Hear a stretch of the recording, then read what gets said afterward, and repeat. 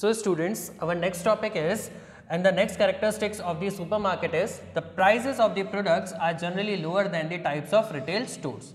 Because when we are comparing the wholesale mart with the retail shops, the prices are comparatively differentiated. That means जब retail store से हम कोई goods purchase करके आते हैं तो retail store पे क्या होता है, बहुत सारे ऐसे middlemen हैं जिनका commissions या profit add हो जाता है, तो इसी वजह से जो prices हैं goods की वो क्या होती हैं, बढ़ जाती है। लेकिन अगर हम सुपरमार्केट की बात करें, ये लोग डायरेक्टली परचेज किससे कर रहे हैं, परचेज कर रहे हैं मैन्युफैक्चरर से। तो जब गुड्स डायरेक्टली मैन्युफैक्चरर से आप तक पहुंच रहा है या वो सुपरमार्केट तक पहुंच रहा है, तो बीच में जितने भी मिडिलमैन्स हैं उनका कमीशन हट जाता है और कंपैरेटिवली गुड्स क्या होते हैं, चीपर होते हैं। All the goods are sold on the cash basis, means यहाँ पे जितने भी गुड्स को बेचा जा रहा है या सोल्ड किया जा रहा है वो सारे कैश बेसिस। जब हम कोई भी गुड्स रिटेल मार्ट से खरीद के लेकर आते हैं या फिर हम कोई भी गुड्स होलसेल मार्ट से, सुपर मार्ट से खरीद के लेकर आते हैं, तो हमें सारा पेमेंट कैश में करना होता है। ठीक है, हम वो लगती है लंबी लंबी बिलिंग लाइंस, वहाँ पे हमें खड़े होकर पूरा पेमेंट कैश करना होता है। तो यहाँ पे जब आपको कोई भी क्रेडिट फैसिलिटी नहीं मिल रही है, तो एक प्रॉफिट हो गया कि मेरे को बैड डेट्स नहीं होगा या किसी भी तरीके का नुकसान नहीं होगा। Next, these supermarkets are generally located at the central location. Central location means at the heart of the city. तो अब देखिए, जब कोई चीज़ बिल्कुल सेंटर में, बिल्कुल सिटी के सेंटर में होगी, तो वहाँ से लोगों को आना, लोगों को उस मार्ट तक रीच करना क्या हो जाएगा, इजी हो जाएगा, राइट। तो अगर कंज्यूमर की कोई भी चीज़ पास में है, मतलब मेरे को ड्यूअल फैसिलिटी मिल रही है, पहली चीज़ तो स्टोर मेरे आसपास है, ठीक है, बिल्कुल सेंटर ऑफ द सिटी है, इजीली अप्रोचेबल है। दूसरा, प्राइजेस ऑफ द गुड्स, अगर मैं कंपेयर करूं रिटेल शॉप से, तो इन स्टोर्स की जो प्राइजेस हैं वो क्या होती है, कंपैरेटिवली लो होती हैं, और इसी वजह से कंज्यूमर इस टाइप के सुपरमार्केट्स को ज़्यादा प्रेफर करते हैं, right. Okay, now we will discuss some of the advantages of the supermarket. The first thing is one roof at the low cost. That means जो सारे गुड्स की रिक्वायरमेंट मेरे को मंथली बेसिस पे पड़ती है, वो सारे गुड्स मेरे को यहाँ पे मिल जाएंगे, ठीक है, और जो प्राइस होगी वो भी कंपैरेटिवली क्या होगी, कम होगी। तो देखिए, supermarkets offer a wide variety of products at low cost under the one roof. That means उस पर्टिकुलर सुपरमार्केट के अंदर मेरे को सारे गुड्स अवेलेबल हो जाने वाले हैं, और not only convenient but also economical for the buyers. That means क्या होगा, कॉस्ट इफेक्टिव होगा कंज्यूमर के लिए, मतलब कम प्राइस खर्च करके या कम पैसा खर्च करके मैं ज्यादा क्वांटिटी ऑफ गुड्स परचेज कर सकता हूं। Next, central location. That means the supermarkets are generally located in the heart of the city, as a result these are easily accessible. That means जब मुझे पता है कोई भी चीज मेरे इजिली अप्रोचेबल है, तो मैं आराम से वहाँ पे जाकर गुड्स परचेज कर पाऊंगा, राइट। मेरे को अलग अलग रिटेल शोरूम्स पे जाने की ज़रूरत नहीं होगी, अलग अलग जाके गुड्स को परचेज करने की ज़रूरत नहीं होगी, मेरे को जो भी गुड्स की ज़रूरत है वो वहीं पे अवेलेबल हो जाने वाला है। Next, wide selection. Wide selection means option और द ऑल्टरनेटिव्स और the substitute goods. That means अगर मैं बात करूँ सुपर मार्केट में, मेरे को हर तरीके के, मतलब हर कंपनी के मैन्युफैक्चर्ड प्रोडक्ट्स वहाँ पे अवेलेबल हो जाने वाले हैं। अब ये मेरा ऑप्शन है, मैं कौन सा गुड्स सेलेक्ट करता हूँ, ठीक है। तो हर डिज़ाइन का गुड्स और हर कलर वेरिएंट में मेरे को अवेलेबल होगा। ये चीज़ मेरे को रिटेल शोरूम्स पे अवेलेबल नहीं होती। किस तरीके से भाई, रिटेल शोरूम में तो मेरे को वही खरीदना है जो शॉपकीपर मेरे को देगा या मेरे को ऑफर करेगा।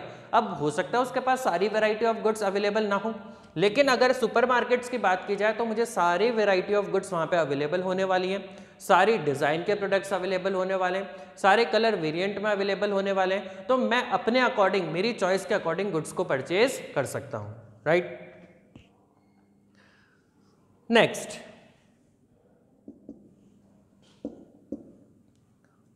No bad debts. That means जब सारी चीज़ें कैश बेसिस पे हो रही हैं, मैं कस्टमर से कैश में सारा पेमेंट रिसीव कर रहा हूँ, तो बैड डेट्स होने के चांसेस तो खत्म ही हो गए, राइट। बैड डेट्स की बात आती कहाँ पे है, बैड डेट्स की बात तब आती है जब आप कोई भी चीज़ क्रेडिट में सेल कर रहे हो या उधार में सेल कर रहे हो, ठीक है भाई। क्योंकि मैंने कोई भी चीज़ क्रेडिट पे सेल की और सामने वाले ने मेरे को पेमेंट देने से मना कर दिया, तो होते हैं बैड डेट्स। लेकिन जब जो भी गुड्स या सर्विसेज मैंने सेल करी उसका पेमेंट जब मेरे को कैश पे ही मिल गया, तो बैड डेट्स के तो चांसेस होंगे ही नहीं। Next, benefit of being large, that is a supermarket is large scale retailing store. It enjoys all the benefits of large scale buying and selling because which it is operating cost is lower. That means क्या होगा कि भाई जब मैं ज़्यादा amount of quantity बेच पा रहा हूँ, ज़्यादा गुड्स को सेल कर पा रहा हूँ, तो मतलब मेरा टर्नओवर बहुत ज़्यादा है, तो मेरे लिए छोटे खर्चे निकालना बहुत ईजी हो जाएगा। दैट मीन्स एम्प्लॉयज़ की सैलरी इजीली निकाल पाऊंगा, मेरी बिल्डिंग का रेंट मैं इजीली निकाल पाऊंगा, मेरे जितने भी फिक्स्ड खर्चे हैं वो मैं निकाल पाऊंगा। अगर बिजनेस चल रहा है तो ये सारे एक्सपेंसेस करना इतना टफ नहीं होता है। लेकिन अगर मान के चलिए कि आपका बिजनेस चल ही नहीं पा रहा है, आप छोटी मोटी शॉप लेकर बैठे हैं, कभी एक कस्टमर आ गया, कभी दो आ गए, ऐसी सिचुएशन आपके साथ चल रही है, तो उस सिचुएशन के अंदर आपको अपनी फिक्स्ड कॉस्ट निकालना थोड़ा सा टफ हो जाता है, या फिर आपको अपनी पर्सनल पॉकेट से वो पे करना पड़ता है। लेकिन जब बात होती है हमारी सुपरमार्केट्स की, तो इस सिचुएशन के अंदर जो कॉस्ट है वो निकालना काफ़ी ईजी हो जाता है। पहली चीज़ क्या हो गई, जो लिमिटेशंस की हम बात कर रहे थे, जो लिमिटेशंस के बारे में हमने समझा। पहली चीज़ तो सबसे बड़ा नुकसान क्या हो गया सुपरमार्केट में, यार अगर मेरे पास कैश नहीं है तो मैं गुड्स परचेज नहीं कर पाऊंगा, मेरे को गुड्स कैश में ही खरीदना पड़ेगा एनी हाउ। अगर मेरे पास कैपिटल नहीं है, फंड्स नहीं है, पैसा नहीं है, तो गुड्स नहीं परचेज कर पाऊंगा। Next, no personal attention. That means यहाँ पे सुपरमार्केट में कोई भी ऐसा पर्सन नहीं होगा जो आपको असिस्ट करेगा, या सुपरमार्केट का जो ओनर है वो आपको पर्सनली बताने नहीं आएगा क्या गुड्स आपको खरीदना चाहिए या क्या नहीं खरीदना चाहिए, कौन सा गुड्स अच्छा है कौन सा खराब है, ये चीज़ डिफ्रेंसिएशन करने कोई भी वहाँ पे अवेलेबल नहीं होगा। आपको जो गुड्स अच्छा लगता है आप परचेज कर लीजिए, नहीं लगता है परचेज मत कीजिए। Next, miss handling of goods. Basically consumers या फिर हमारी नॉर्मल हैबिट क्या होती है, हमने गुड्स लिया और उसको जैसे मर्जी आया वापस रख दिया। जनरली जो मर्चेंडाइज डिपार्टमेंट होता है या क्लोथ्स का जो सेक्शंस बनाया होता है उसमें हम क्या करते हैं, क्लोथ्स प्रॉपर्ली टाइट करके रखे हुए होते हैं, ठीक है। लेकिन जब हम उन्हें देखते हैं तो क्या होता है, वो हम ऐसे ही उसको रख देते हैं। क्या आपने कभी ऐसा किया कि भाई स्टोर में से कोई गुड्स परचेज किया हो और उसको प्रॉपर्ली टाई करके रखा हो? नहीं, जनरली नहीं होता। हमें क्या लगता है कि भाई स्टोर के लिए मैनेज करने के लिए लोग हैं, वो उस चीज़ को मैनेज कर लेंगे। तो ये चीज़ जो मिस हैंडलिंग होती है कस्टमर के थ्रू, ये सुपर मार्केट्स के अंदर बहुत ज़्यादा होती है। Next, high overhead expenses. That means overhead expenses का मतलब क्या होता है कि भाई इन सुपर मार्केट्स को रन करना बहुत ज़्यादा एक्सपेंसिव होता है। भाई जनरली क्या होता है कि भाई इनको लो प्राइजेस में ये अपनी अपील मतलब कि भाई जो ये सुपर मार्केट्स होते हैं इसके अंदर क्या होता है, सारी चीज़ें हमें प्रॉपर्ली मैनेज करके रखनी होती है, प्रॉपर्ली डेकोरेटिव तरीके से रखनी होती है, जिससे हम ज़्यादा से ज़्यादा कस्टमर को अट्रैक्ट कर पाएँ। और अगर हमने इस चीज़ के ऊपर ध्यान नहीं दिया तो कंज्यूमर हमारी शॉप पे एंटर ही नहीं होगा। उसको लगेगा कि यार पता नहीं कौन से गुड्स मिलेंगे कौन से नहीं मिलेंगे, इससे बेटर है मैं कहीं और से परचेज कर लेता हूँ। तो पहली चीज़, आप गुड्स तो सेल करोगे ही, उसके लिए आपको स्टॉक तो परचेस करना ही है, लेकिन आपको उस स्टोर की या सुपर मार्केट की आपको अपीयरेंस पे भी ध्यान देना पड़ेगा। Next, huge capital requirement, because यहाँ पे इन्वेस्टमेंट बहुत ज़्यादा होने वाला है। देखिए मेरे को बंदे रखने पड़ेंगे किस चीज़ के लिए, अपने सारी बिलिंग चीज़ को मैनेज करने के लिए, गुड्स को मैनेज करने के लिए, ठीक है। सारी चीज़ के लिए मेरे को अलग अलग एम्प्लॉयज़ की ज़रूरत पड़ने वाली है। दूसरा, गुड्स बहुत ह्यूज क्वांटिटी में परचेज करने हैं, तो उन सारी चीज़ों के लिए मेरे पास क्या होंगे, एक्सपेंसेस बहुत ज़्यादा होंगे और बहुत ह्यूज कॉस्ट इनकर होने वाली है, राइट। तो ये थे इसके कुछ डिसएडवांटेजेस और we can say the limitations. Now we will talk about the vending machines. As you know, it is a new concept. अब देखिए वेंडिंग मशीन्स के अंदर क्या होता है, कोई भी फिजिकल पर्सन की अवेलेबिलिटी की ज़रूरत नहीं होती है। एक मशीन सेटअप होगा, अब वहाँ पे अमाउंट इंसर्ट कीजिए, जितना भी प्राइस उसके ऊपर लिखा हुआ है, और वो पर्टिकुलर गुड्स आपको दे दिया जाएगा मशीन के थ्रू, ठीक है। तो जनरली अगर हम मेट्रो सिटीज़ में बात करें या फिर हम कैफ़े शॉप्स में बात करें या हमारे स्टेशंस जो रेलवे स्टेशंस होते हैं, हमारे जो एयरपोर्ट्स होते हैं, उसमें भी आपको फैसिलिटी मिल जाती है। सबसे कॉमन एग्जांपल इसका हम देखें तो वेइंग मशीन्स जो हमारे रेलवे स्टेशंस पे मिलती है, हम कॉइन इंसर्ट करते हैं और हमारे वेट की जो स्लिप है वो निकल के आ जाती है। तो वो भी क्या है, एक तरीके की वेंडिंग मशीन है, जहाँ पे आपका सीधा इंटरेक्शन किसके साथ हो रहा है, मशीन के साथ। कोई भी दूसरा वेंडर अवेलेबल नहीं है उस चीज़ को सेल करने के लिए, right. Okay, now the most common example of this vending machine is automatic teller machines, that is ATM, which we are using in our daily life. जो बैंक्स हमें प्रोवाइड करती हैं ATM मशीन्स। भाई देखिए पहले के टाइम में क्या था, हमें पूरा बैंक्स के ऊपर डिपेंडेंट रहना पड़ता था। बैंक ओपन है तभी हम कैश विड्रॉ कर पाएंगे, लेकिन आज की टाइम की अगर बात की जाए तो हम कभी भी अपने कैश को विड्रॉ कर सकते हैं, that is 24/7। And most of the banks आपको उस कैश को डिपॉजिट करने की भी मशीन के थ्रू फैसिलिटीज प्रोवाइड करती हैं। तो इसकी वजह से हुआ क्या कि भाई पहली चीज हमारा टाइम सेव हुआ, ठीक है, हम अपनी कोई भी कैश को withdraw in case of urgency या इमरजेंसी हम कभी भी कैश को विड्रॉ कर सकते हैं, तो वो भी क्या है, एक तरीके की वेंडिंग मशीन है, right. Vending machines can be useful for selling pre packed brands of lower products which have high turnover and which are uniform in size and weight. That means जो छोटे मोटे आइटम्स हैं जैसे food articles हो गए, ठीक है, उन चीज़ों को सेल करने के लिए वेंडिंग मशीन यूजफुल है। लेकिन प्रीशियस मेटल्स के लिए अभी तक वेंडिंग मशीन्स नहीं आई है, क्योंकि उसमें थेफ्ट होने के चांसेस बहुत ज़्यादा हो जाएंगे। अगर सामने सोचिए किसी मशीन के अंदर गोल्ड रखा हुआ है बहुत सारा और आपने उसको वेंडिंग मशीन की तरह सेल करने की कोशिश करी तो क्या होगा, थीव्स उस मशीन को तोड़ के ही ले जाएंगे, राइट। तो जो भी नॉर्मल प्रोडक्ट होते हैं जो वैसे एक्सपेंसिव नहीं होते, तो उस केस में हमारी क्या होती है, वेंडिंग मशीन्स हेल्पफुल होती हैं, right. Next,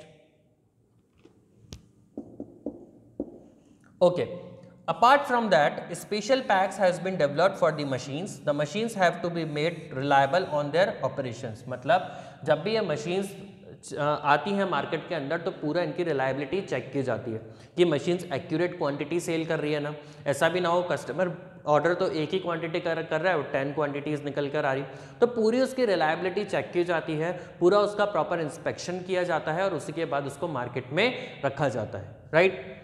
Next, in spite of these limitations, with the growth on the economy, vending machines have promising futures in the retail sales. That means अब क्या है, हमें कॉस्ट इफेक्टिव बनने के लिए मशीन्स के ऊपर डिपेंडेंट रहना पड़ेगा। मशीन्स की ही आने के फ्यूचर वाले टाइम्स में मशीन्स ही ऐसी होंगी जो हमें सर्विसेज प्रोवाइड करेंगी, right. Okay students, now our next topic, that says goods and service tax, has been removed for this particular session. So we will mark this particular topic. We will not read any of the part of this particular topic, that is GST has been completely removed. So you can cut this topic from your book. Next, key features of GST has also been removed. Okay. Next, GST monetary limit is removed. Next thing which we have to study is the role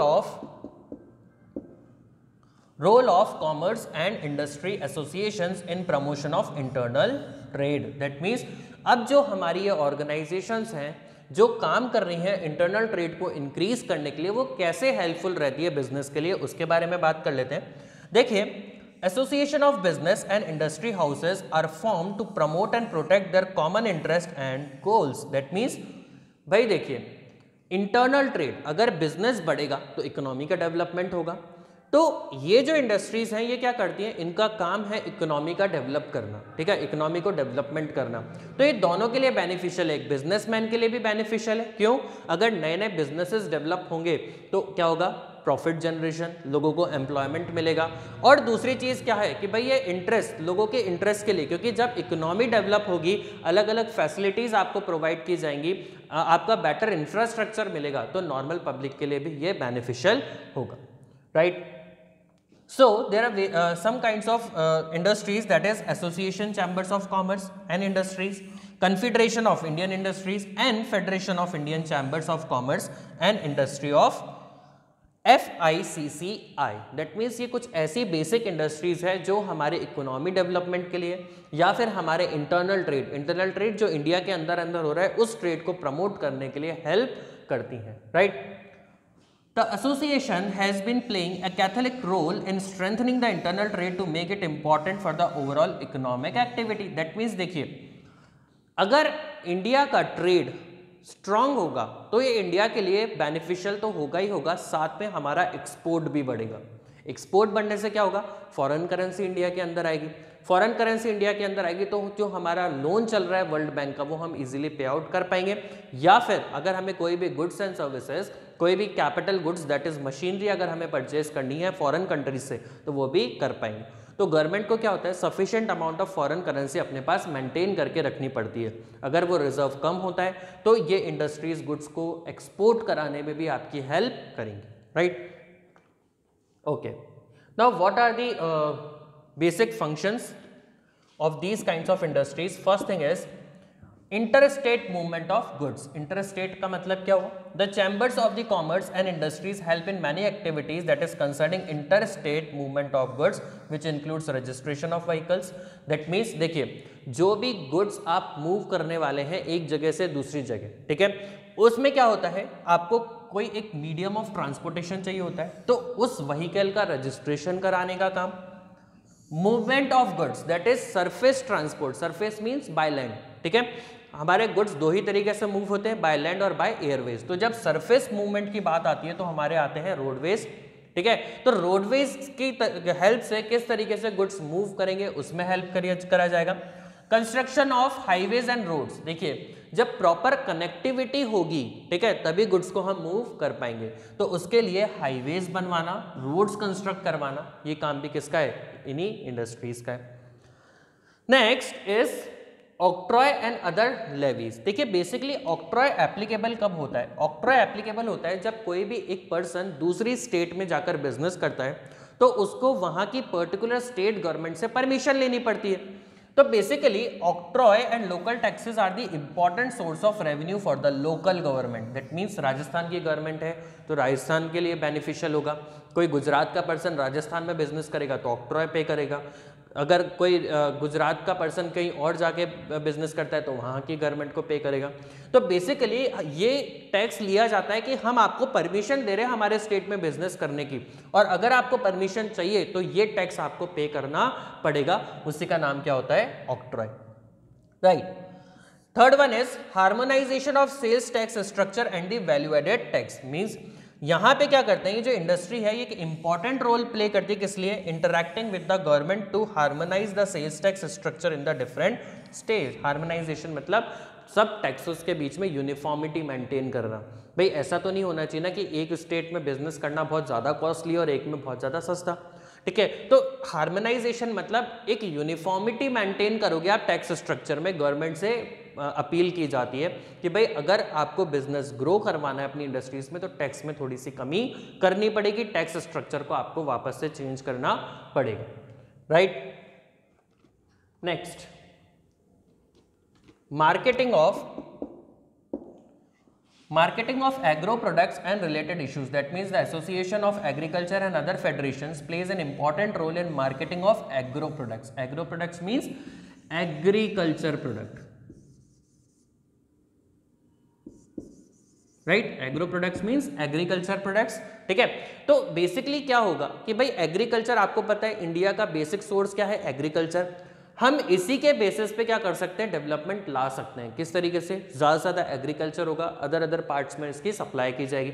तो अगर आप agriculture में deal करते हो या agriculture products में आप लोग डील करते हो तो आपको सब्सिडीज प्रोवाइड की जाती है गवर्नमेंट की तरफ से। Subsidies means it is a form of rebate और कंसेशंस इन दी टैक्स, ठीक है। तो गवर्नमेंट बोलती है कि आप एग्रीकल्चर प्रोडक्ट में अगर डील कर रहे हो, आपने पढ़ा भी होगा अपने अकाउंट्स में कि अगर कोई भी एग्रीकल्चर प्रोडक्ट होता है तो उस पर टैक्स नहीं लगता है। दैट मीन्स वो प्रोडक्ट सब्सिडाइज्ड है, गवर्नमेंट उस पर आपको रिलीफ दे रही है कि आप ज़्यादा से ज़्यादा एग्रीकल्चर करो, जिससे हम उसको अलग अलग पार्ट्स ऑफ द वर्ल्ड भेजेंगे और वहाँ से रेवेन्यू जनरेट करेंगे।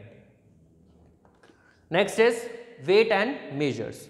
देखिए बेटा, बेसिकली वेट एंड मेजर्स की अगर हम बात करते हैं तो क्या होता है, बड़ी बड़ी जो इंडस्ट्रीज होती हैं उन लोगों को क्या करना पड़ता है? अपनी मशीनरीज का वेट करवाना पड़ता है हर 6 मंथ्स में, और वो वेट एंड मेजर्स का जो इंस्पेक्शन होगा वो कौन करेगा? गवर्नमेंट एजेंसी के थ्रू करवाया जाएगा, राइट। तो देखिए, law relating to weights and measures and protection of brands is necessary to protect the interest of the consumer as well as the traders. That means देखिए, जब मैं कोई भी गुड्स जिसका वेट केजीज में आ रहा है, जैसे फॉर एग्जांपल बात करते हैं सीमेंट, अगर ये ऐसा गुड्स है जिसका वेट मेरे को भाई कंफर्म नहीं है, मैंने तो क्या किया 10 केजी का एक पैकेट परचेज किया सीमेंट का, अब मुझे क्या पता कि उसमें 10 केजीज अवेलेबल है या नहीं। तो इंडस्ट्रीज के लिए जो उसको मैन्युफैक्चर कर रही हो इसके लिए मैंडेटरी कर दिया गया कि भाई आप कोई भी गुड्स अगर भेजते हो कंज्यूमर को तो पहले उसका प्रॉपर वेट होगा, और वेट उन्हीं इंस्ट्रूमेंट से किया जाएगा जो प्रॉपर्ली इंस्पेक्टेड होंगे। दैट मीन्स वो जो एजेंसी है वो उनको मशीन्स को इंस्पेक्ट करेगी और उसके बाद सर्टिफिकेट प्रोवाइड करेगी, और ये एक्टिविटी आपको हर 6 मंथ्स के अंदर करवानी पड़ेगी, okay. Next is excise duty. Basically excise duty is implemented on manufacturing of goods. जितनी बार भी आप गुड्स मैन्युफैक्चर करोगे और फैक्ट्री गेट से आपका गुड्स रिमूव होगा, आपको सेंट्रल गवर्नमेंट को टैक्स पे करना पड़ेगा। दैट मीन्स जैसे ही आपका गुड्स फैक्ट्री गेट तक पहुंचा, आपको वहां पे एक्साइज ऑफिसर होगा, वो एक्साइज ऑफिसर आपसे टैक्स चार्ज करेगा according to the amount of goods. तो central excise is a chief source of the government revenue levied across the state by the central government. The excise policy plays an important role in pricing the mechanism. That means जितनी excise duty लगेगी, अब manufacturer तो उसको अपनी personal pocket से पे नहीं करेगा, वो किस में जुड़ जाएगा, वो हमारे गुड्स की प्राइस में ऐड हो जाएगा। ठीक है, तो जितना एक्साइज ड्यूटी लग रहा है वो गुड्स में डिवाइड होगा, जितना आप गुड्स रिमूव कर रहे हो और उसी के हिसाब से क्या कर लिया जाएगा, कंज्यूमर से रिकवर कर लिया जाएगा। Next is promoting sound infrastructure. That means a sound infrastructure like road, port, electricity, railways. That means हमारे पास proper roads होनी चाहिए, proper airports होने चाहिए, इलेक्ट्रिसिटी कनेक्टिविटी होनी चाहिए, रेलवेज कनेक्टिविटी होनी चाहिए, जिससे ट्रेड को प्रमोट किया जा सके। भाई कोई भी गुड्स एक जगह से दूसरी जगह तो तभी मूव करेगा जब प्रॉपर कनेक्टिविटी होगी, तो वो कनेक्टिविटी मेंटेन कराने के लिए भी इंडस्ट्रीज हमें हेल्प करने वाली। Next thing is labour legislations. देखिए, लेबर को मैनेज करने के लिए labour legislations, labour laws introduce किए गए। ठीक है, कि भाई लेबर का एक्सप्लॉयटेशन नहीं होना चाहिए, लेबर से आप काम करवा रहे हो उसका टाइम पीरियड फिक्स होना चाहिए, उनको जो सैलरी दी जा रही है वो भी फिक्स होनी चाहिए। तो इसका मतलब क्या हो गया कि भाई एक लॉ हम क्यों ना क्रिएट कर दें लेबर के लिए, ताकि उनका एक्सप्लॉयटेशन ना हो और इंडस्ट्री के ओनर और लेबर के बीच में कोई डिस्प्यूट ना हो। उस डिस्प्यूट को रोकने के लिए हमने क्या बना दिया, एक लेजिस्लेशन, एक लॉ फ्रेम कर दिया।